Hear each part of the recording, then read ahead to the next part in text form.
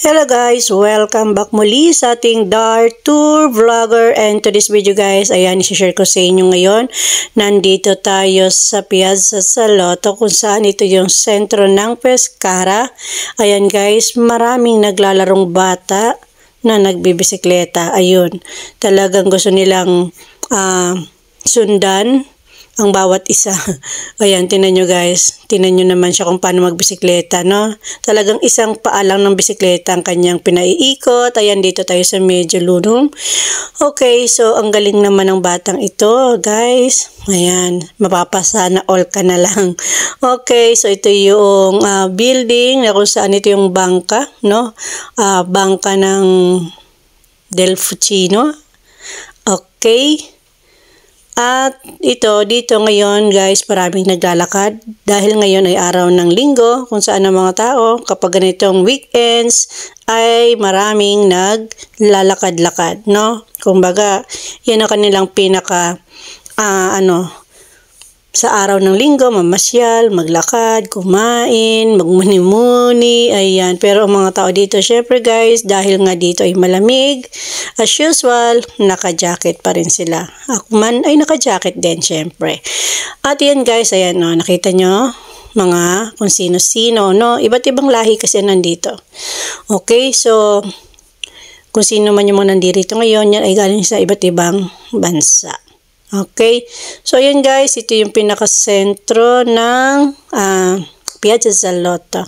Okay, so meron ditong fountain. Ayan. Itong guys, itong fountain nito, ito tumutunog, no? Tumutunog siya ng yung, di ko matandaan kung A, B, C, D, E, F, G. Yan yata yan. Okay, so at nagkaano rin siya ng iba't ibang kulay. Naglalabas siya ng iba't ibang kulay. So ang ganda niyan tingnan, lalo na kapag kagabi guys. So ayan, tingnan nyo naman. Ang ganda talaga niya, no? Fountain. Okay, so maraming bata dito minsan sa hapon ang naglalaro dito, no, hapon. Yung iyan, yung katulad ng parang piano sa baba, no, sa baba ng flooring ng fountain na yan, is yan yung tumutugtog. Pag inapakan mo yan, yan ang tumutunog. Okay, so ganun po siya nagka-function ang fountain na ito. Ayan guys. So, pagka maraming namamasyal dito, yan ang unang napupuno, no? Kasi kumbaga, alam na nila na pagka yan na inapakapakan nila is talagang tumutugtog siya. Tumutugtog siya yung parang piano, no? Okay, so ayan guys, hindi naman dito masyadong matraffic kasi wala naman masyado itong talagang traffic, no? Kumbaga well organized dahil nga dito ay meron talagang parkingan naman yung gilid, no? Kaya kung sino man ang dadaan dito ng mga sasakyan, eh hindi naman madidisturb yung mga sasakyan na nakapark. So ayan, malawak po ang daan. Ayan, meron dito talagang tawiran lang na kung saan guys, ang maganda dito, yung ikaw munang patatawirin. O, diba?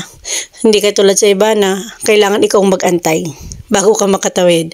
So dito, minsan talaga at karaniwan ay sila mismo ang humihinto, no? Ang sasakyan dito ang unang humihinto at hindi ka matatakot kasi nga sila na mismo yung humihinto, kaya makakatawid ka na guys sa iyong pupuntahan. At ito naman ang iba pang establishmento guys na ating pupuntahan. Tingnan natin, yan, mga sale sila dito. Yan, doon tayo galing sa part na yan dyan, kasi pag diniretso mo yan, yan yung dagat. Okay, ito pa isang commercial yan, isang negosyo pa rin yan na kung saan ang mga dyan is commercial. Kung ano yung mga tinitinda dito. Kasi sa ibaba nito guys ay commercial, no? Tapos ang itaas naman nito guys is yung na siya, residential.